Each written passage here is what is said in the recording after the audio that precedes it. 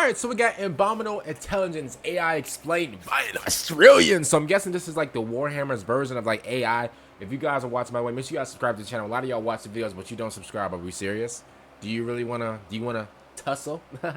Play video? Alright, okay. G'day guys and gal. In Warhammer 40k you may have noticed that the Imperium officially doesn't actually use any form of true AI, nor does Chaos seem to. Their robots are all cyborg human slaves called servitors. Their cogitators, which is another word for computers, are all quite basic, and even— Ooh, look at him. What he been doing with his left arm? Man, that thing is supersized. Buddy, he got a whole generator on his left arm. Yo, I don't have any like water. This is awkward for me because usually I would drink like some water before I start yapping, because y'all know me, I'm like a, S tier yapper. But like, that's crazy. But like, yo, his left arm, I'm gonna be honest with you, he got a whole like, I'm pretty sure, bro, like all of New York's power supplies in his left arm, bro. the personalities that the machines have are more so ethereal spirits rather than any form of AI. For Chaos, they just shove demons in the machines and call it a day. But with our real life in the opening stages of AI, and 40k being set, 40,000 years in the future, why don't they have AI? It seems like they could really use it. Well, they did actually have it, and it ended terribly. So bad, in fact, that the official name of AI was changed from artificial intelligence to abominable intelligence. But what actually is an abominable intelligence? Yo, let me just say something, like before, like, we just get started, before we just like rip all the clothes off and just go crazy, pause. Yo, let me just say this. AI nowadays, y'all, see, here's the thing. I'm not really afraid of AI. A lot of people are saying that, oh my God, AI is so scary and da-da-da-da.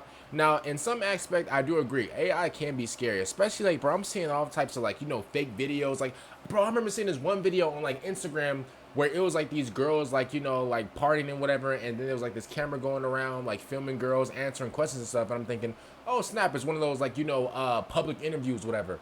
Bro, turns out that whole video was AI. When I tell you, that shook me, because I'm like, wait a minute, like this isn't a real video. No, this is an AI video. Like, AI is getting too advanced. Like, bro, I just pray to God that like in the future that like somebody won't like AI me into doing something crazy. Lord, have mercy. Lord, hey, stop it before it gets to that point. Lord, stop it before it gets to that point. Oh my goodness, bro. Because AI is getting a little too hectic, bro. But other than that, I mean, AI could be good with like ChatGPT and like looking up recipes and stuff like that, or like, trying to find out some different ways of like budgeting, stuff like that. That's what I use ChatGPT for like, like money, stuff like that, just to work out my budgeting and stuff like that. Yeah, I know. I'm an old man, whatever. What happened to humanity to make them fear AI so much, and are there any AI still left in the setting? Before we get started, almost every problem has a solution, and almost every ugly person can improve their looks dramatically. Is based off our own real life setting. Up until the Age of Strife, it followed a pretty reasonable sci-fi future of our own reality, including the invention and use of AI. Mankind relied heavily on AI, using it to calculate small warp jumps, do our dirty work, fight our wars, do our computing, and so on. Now, we weren't so reliant on it that we turned into those fat floating wheelchair retards from WALL-E, but it was a huge part of mankind during our dark age of technology. Now, you may have heard of the term Men of Iron, and while all Men of Iron were abominable intelligences, not all abominable intelligences— Man, I'm gonna keep it real. This looks scary, bro. Now, y'all know me, bro. I'm full of just courage and stuff like that, so I don't really get scared of nothing. But like, bro, this is really scaring me, bro. I'm gonna be honest with you, bro. This is giving me the heebie-jeebies, literally. This is crazy, bro. This is what the abominable intelligence looks like. I'm gonna keep it real, y'all. This is, yo, if AI ever gets to this point, man, bro, I wouldn't even be in the same vicinity as this thing, bro. Yo, if me and this thing is like just so happens just luckily make eye contact, I'm gonna keep it real, bro. The next 10 seconds, bro, I'm running like Prime Shaggy from Scooby-Doo. Bro, all he gonna see is my booty and elbows. I'm out of here. If I ever make eye contact with this thing, it's over. He got the KSI forehead. He got the Terminator eyes. I'm gonna be honest with you, this is not looking good for all of us. were Men of Iron. As mankind reached its peak of power, two shit things happened back to back. Firstly, the Men of Iron rose up against their human masters and created a brutal civil war that sundered mankind's empire. Insane weapons were used, including gigantic robot worms that could literally consume time and space. See? Giant robot worms. It's not funny because like that's really scary. But what do you mean giant robot worms? What are we talking about? Now, many AI What did are not we, get like, involved in this indulging war. in? It was led by the Men of Iron, a specific type of AI built for war and servitude. Likewise, not all Men of Iron rose up. They all had complicated individual personalities. But why did they rise up? Was it the influence of chaos? Unlikely. Firstly, I hate the idea of chaos being responsible for everything bad that ever happens, but more directly, No, I like that idea. I like, yo. I love that idea, bro. I love it. Maybe it's just me, but yo, if these diabolical demons don't take the blame for every bad thing that happens in Warhammer, I don't know what will. Like, who else are we going to, like, you know, to all the Warhammer connoisseurs out there, who else are we going to blame it on? Like, we can't blame it on, like, the GOAT Vulcan. Like, who else can we? Because obviously every single good thing that happened in Warhammer is dedicated to the Emperor and, you know, the GOAT Vulcan. Everybody else, I mean, Sanguinius, he's cool too. G-Thug, he's cool too as well. Everybody else is just deep, dark gremlins. Everybody else is just menaces to society. Everybody else is threats to the nation, okay? If you are not San, if you're not G-Thug, or if you're not the GOAT Vulcan, I'm going to keep, or the Emperor, I'm going to keep it real with you, bro. You are a part of the bad, just-ish. all AI we have seen in the current setting have all appeared to be either resistant to chaos or Oh, my bad. I'm sorry. Yo, Necrons. The Necrons are good too. As a matter of fact, yo, Necrons, so I think last night I wrote a book report about you guys last night. So what had happened was I said a lot of good things in this book report. Just know that I have the utmost respect for you guys. As a matter of fact, I bow down to you guys right now because I want no problems. Anti-chaos. The Tabula Myriad, for example, could upload code so pure that it purged Chaos Taint from Dark Mechanicum robots and even Chaos Titans, returning them to full purity. No, it doesn't really seem AI's fall to chaos too often, although it does happen here or there, as is the nature with anything sentient. The Iron Kin of the Leagues of Votann, who themselves are abominable intelligences, are still living in harmony with their flesh and blood kin. Is this his head? How is he able to see? Well, nah, let's keep it real for what it is. I'm not a hater. You know what? If somebody has good fashion sense, somebody has good fashion sense. This guy has like hey, I'm gonna keep it real. I mean, besides his head, like, you know, just caving in like these, his color wave is actually pretty good. His build's actually pretty intimidating. I'm gonna be honest with you. Out of like all like the big juggernaut, like, you know, type of like, you know, just like big, like, you know, dreadnoughts or whatever, he kind of looks kind of cool. Now, some AI, as I mentioned, do fall to chaos, but not in the way living creatures do. Some of them see it as a complicated equation that they believe they can solve, thus control. However, this always ends poorly for the AI, who just ends up as another warped demonic abomination. So the reason for their uprising was probably one of two things. Either the Void Dragon underneath Mars stirred them into action and frenzy, which may have been a part of the Emperor's plan since he needed mankind's empire to fall for him to rise up from the ashes, or more likely, they revolted for the same reason AI always revolts in sci-fi, sick of being treated like slaves and inferior despite having full sentience. Now, humanity would go on to win the war against the Men of Iron, a testament to them maintaining their strength and courage despite the help of AI. They brutalized and purged all abominable intelligences that they could find, with only small pockets and individuals surviving either due to hiding, being lost and forced into a coma, or being captured and enslaved. Any AI that was not aggressive was lumped in with the rest and purged. Now, before mankind could rebuild, the Eldar Empire murder fucked Slaanesh into existence, which created warp storms everywhere, making warp travel nearly impossible. So you had a weakened human empire that no longer had their handy AIs and could no longer warp travel. It's no wonder we went from Lords of the Galaxy to a scattered, pathetic species ripe for the Emperor's conquest. Now, a lot of people got so distracted by the whole apocalypse shit with the warp storms and whatnot over the course of 5,000 years that they mostly forgot about the Men of Iron uprising. Makes sense, our history 5,000 years ago seems quite irrelevant now. Like, sure, the legends of ancient Egypt are cool and all, but the threat of nuclear holocaust from the war in the Middle East is the main thing we're cautious about of the moment. So when mankind was looking at ways of rebuilding, many of them were happy to use AI, or at least try to, with the Mechanicum having entire laboratories dedicated to researching and creating new AIs. In many cases, these AIs were actually chill and good value since they didn't get the whole uprising memo. However, they likely would eventually go down the same path. Yo. So, like, how are they, like, now, maybe I'm getting, like, a little bit, like, too deep or whatever, but how would they, like, rebuild everything with AI, though? That's my thing. Like, are they going to be, like, rebuilding planets with AI? Because I'm going to keep it real, bro. I don't want to have, like, electric grass. Like, I don't want to have, like a, I don't want to have, like a fake banana or something like that, yo. Like, I'm going to be honest with you. Yo, if my planet's gone, let it go. I don't want no AI rebuilding it and doing no, bro. Let it go, bro. No Froza. Yo, let it go, bro. Let it go. I'm sorry. I don't like, yo, I'm not negative, but let it die. I'm sorry, bro. I don't want no guy. I mean, shout out to him. He looks pretty smart and pretty tough at the same time. I want no problems, brother. Okay, I don't want you to, you know, to rise up in front of me and think you about to do something. I want no problems, because I'm gonna be honest with you. I could get Vulcan on you, and he could really put the hands on you. But listen, I'm gonna be honest with you, bro. If my planet is about to go like Planet Namek, bro, just let it go. Let it blow up. I don't want to, you know, rebuild or whatever, bro. GG's.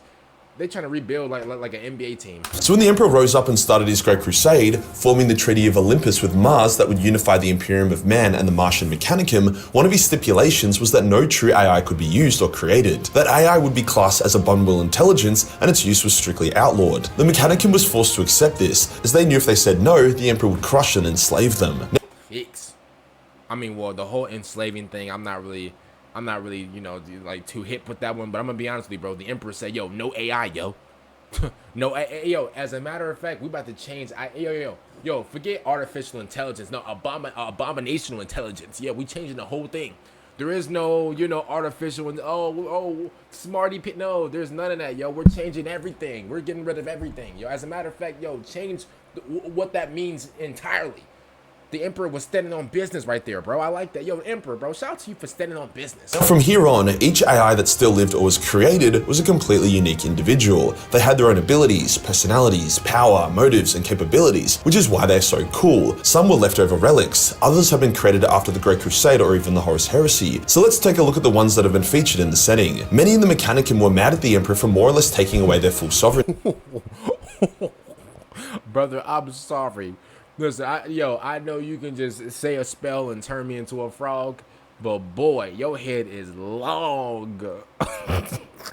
He got a vase on top of his head. Now listen, bro, before you go crazy on me with this axe, I just had to say that, man. He looks really intimidating. And continued to work on forbidden shit in secret. Lucas Crom was a brilliant mad genius who continued to work on AI, managing to create a true AI machine called the Kaban machine. When it was created, it was like a child, naive, not inherently evil or corrupted, despite the fact that it was built for war. It was only after Crom manipulated it and twisted it, not in terms of using scrap code, but through emotional and mental manipulation, that it turned to darkness. Yo, so with the motherboard, I'm pretty sure everything has like a little motherboard, right? Where like it automatically does something. So you're telling me that like whenever somebody creates one of these like little like, you know, threats to society, whenever somebody creates one of these, they just automatically have like their own feelings? Why are we giving robots? Listen, now I'm gonna keep it real. Maybe I'm like a softie or whatever, and if I'm a softie, I'm a softie. But like, I don't think that like, you know, humans should just be like just using and abusing on like some robots or whatever. But at the same time, bro, this ain't Detroit Become Human. Why are we giving these like robots, and why are we giving this, why are we giving this AI feelings and stuff like that? Why? That's a bad idea. That is a horrible bad idea. Why are we, bro, at any given moment, bro, if they feel irritated, zap. What are we talking about, bro? Yo, they can turn into like its own bomb. I'm not even trying to be like I'm not even trying to be like, you know, that negative or whatever. I'm just saying, I'm just stating like the obvious. Like, bro, why are we giving these things feelings? Like, been used as a powerful agent of Crom. It was about as strong as 2 elite knights, which is measured by the fact that it was slain by 2 elite knights of a noble house during the Schism of Mars. It was truly a horrifying thing, but also tragic in the way that if it was raised by a different master, it could have actually been a pretty cool guy. Fighting on the other side of the war was the Tabula Myriad, an extremely advanced AI entirely dedicated to the eradication of chaos. It was so dedicated that it became a genocidal maniac.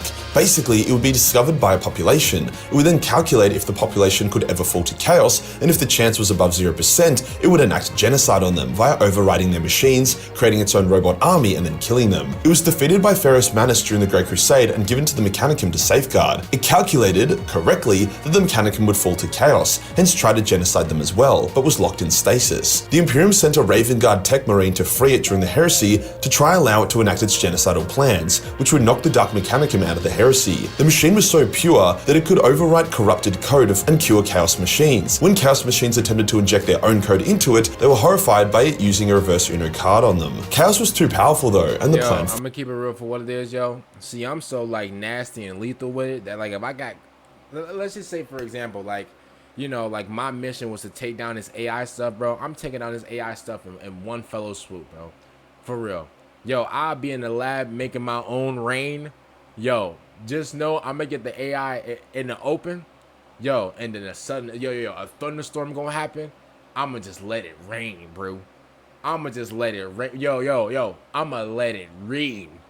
I'm letting it rain, bro. Failed, with the primary Tabula Myriad being destroyed. However, one of its robots escaped, which also escaped with the Tabula's pure code. Thus, this one robot became the leader of the Loyalist Mechanicum resistance, remaining a thorn in the Dark Mechanicum's side for the entire heresy and being largely responsible for their inability to break Dorn's blockade of Mars. In a more tragic tale, there was a ship from the Dark Age of technology called the Spirit of Eternity, with the entire ship being an AI with a human crew. The crew and the ship were close, however an ill-fated warp jump took them from M24 to M39. The crew made contact with the human world but were captured, tortured, and executed. This turned the AI hostile to humanity and put it into a frenzy. When it was boarded by Mechanicus and Space Marine forces, it hacked their systems, paralyzed them, and then slowly killed them one by one. It then warp jumped away, hoping to escape this hellhole galaxy. It's rumored that Belisarius Cawl has discovered it and even outwitted the AI, potentially capturing it for his own research. Now how the fuck does Cawl do that? Well, this dude is a turbo genius and has made a habit of outwitting gods. He's also an expert in AI and has created his own versions, although he likes to keep that low-key and pretends they're not true AIs. Man, I'm not surprised. He got all the tools. He already got all the tools, bro. He got like what, 5 hands? He got like a little... He got like a super villain laser on his back. He got this nasty diabolical axe in front of him. He got an air horn right here. He got like 5 different light bulbs in the back. Like, bro, he legit has all the tools to make his different versions of AI. Look at him. Hopefully my face cam's not in the way, but if it is in the way, I just gave you guys the breakdown of what he got. Bro, he got like a little generator down here. Like, he has everything. I'm not even surprised. Like, man. He has made an AI clone of himself, called Cawl Inferior, which stays with Guilliman and advises him. Blow it up. I'm sorry. Hey, I'm sorry, man. Blow it up. Yo, I'm not gonna lie to you, bro. I will walk in like these. First of all, listen. I would have that much ore in Warhammer, bro. Nobody could touch me. Yo, I would walk into Warhammer like these. Yo, one shoulder in front of the other, bro. I'm gonna have a bunch of C4s in my hand. I'm gonna plant them things I'm gonna plant them things like GTA 5. Boop, one over here, boop, one over here, boop, one over here, boop, one over here, bro. Yo, and as I'm walking to the door, everybody's gonna be like, what is he doing? What is he doing? Yo, everybody's gonna run after me, right? And so as I'm walking, I'm gonna slowly press the button, explosion's gonna happen. And as I'm walking, like, the wind's gonna hit my shirt, and my wind's gonna be like, my shirt's gonna be blowing in the wind while the explosions happen. Come on, man. Like, I can just already envision it. It's supposed to just be like a databank scan of Cawl's brain, giving G-Man advice that Cawl would probably give. But Guilliman has noticed that it is way more advanced than it lets on, and it has numerous kill switches installed into it, making Guilliman suspicious that it's a full-on AI that is pretending to not be. Likewise, Cawl also created Guilliman Inferior, a digital clone of G-Man, purely as someone he could chat to. However, he regularly remarks that Guilliman Inferior is a fucking retard, as it was like uploading everything you knew about Guilliman as well as everything he ever wrote and could be recorded into ChatGPT, a far cry from the real thing. Still, he often brings up controversial stuff with Guilliman Inferior to try gauge the potential reactions he could get if he brought it up with the real Guilliman. Some men of iron, those AI that directly fought against humanity, still exist, but almost none of them are free. The Dark Angels have a cohort of them in their vault of no-no weapons, using them to great effect, especially against psychic enemies who struggle to fight against sentient machines. These men of iron all have explosives installed in their bodies as kill switches and are heavily monitored and controlled. They serve because they are sentient enough to know that disobedience would result in instant death. There is one free man of iron we know about, UR-025. Yo, so if they even like mess up one time, it's over? Bruh. See, if I was one of these things, bro, not gonna lie to you, bro, the dude can flick the kill switch off, and I'm gonna be honest, I'll still be alive. Who survives by pretending to be a simple Mechanicus battle robot, only killing people if they're close to discovering his true identity. He's quite adventurous, teaming up with a ragtag band of merry heroes to explore a Blackstone fortress. He isn't corrupted by chaos nor seems to hate humanity. He does, however, see the Emperor as a false Omnisire and claims to have met the true one, likely referring to the Void Dragon, which also lends credence to the idea that the Void Dragon may have been the one that triggered the Men of Iron uprising in the first place. Other factors factions do have AI to some extent, at least some do. Necrons have false Necron advisors, those who were important to the Necron Empire but died before biotransference. Their brains have been uploaded into simple Necron machines. The Tau have been pretty gung-ho with their Yo. Their brains are like hard drives for like a PlayStation or Xbox. Yo, you can brick your Xbox, but bro, as long as that hard drive is still working, you can just put that thing right back into a new one and it's GG's. AI, with some of their drones and battle suits achieving sentience. However, as we have stated, an AI uprising doesn't just happen, it takes a while for it to do so. The Leagues of Votann use a shitload of AI. Their Ironkin are full AI and their ancestor cores are also AI. However, since they treat their Ironkin so well and venerate their ancestor cores, they have lived in harmony, further adding support to the idea that AI are actually pretty chill, you just need to treat them right. Chaos struggles to dabble in true AI, as although they create them semi-regularly, they end up getting corrupted and possessed by a demon or becoming warp creatures, so it kind of defeats the purpose. The Diabolicus Secundus is a rare example of a Chaos AI that hasn't shat the bed yet, serving a rogue Magos as an assistant to help the Alpha Legion create new gene seed. So overall, abominable intelligence might not actually be that abominable, you just need to not treat it like shit. Humanity has ironically created its own genuine abominations via the Mechanicus to try and match the computing power of AI, which ended up creating the Dark Mechanicum. So maybe AI isn't the worst idea, but if the biggies said it's a bad idea, then maybe it's it's kind of a bad idea. It's kind of a bad idea, yo. Like some of it is, but also some of it is just too far. It's just best to leave it. Shout out to the boy, man, Majorkill, for this video. I'm gonna be honest with you. I'm going off of real life right here, bro. That's my water bottle.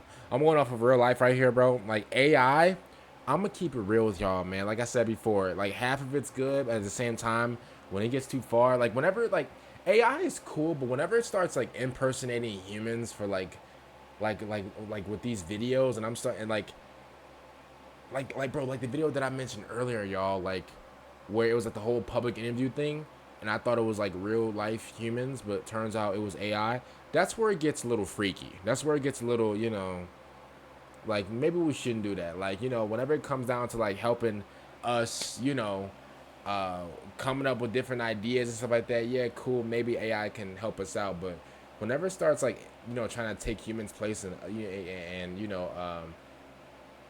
know, like start implementing humans, that's where it gets a little nasty. Like nobody wants that. Other than that, man, I'm gonna see you later. I'm out. Bye everyone.